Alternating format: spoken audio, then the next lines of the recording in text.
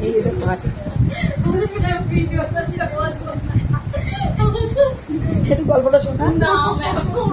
কি গল্প করছিস শোনা আর ও ও গল্প শুনছিল বস হা করে গল্প শোন কি গল্প শোন শুনবো না কেন হা করে গল্প শুনছিল শুনিনি গল্প শোন শোন না শুনবো না কেন আর এই গল্প বল না ম্যাম বলবো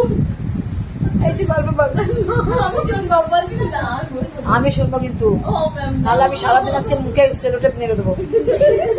গল্প বল ওইটা এমনই গল্প ওটা বলা যাবে না আমি ফেমাস হয়ে যাবো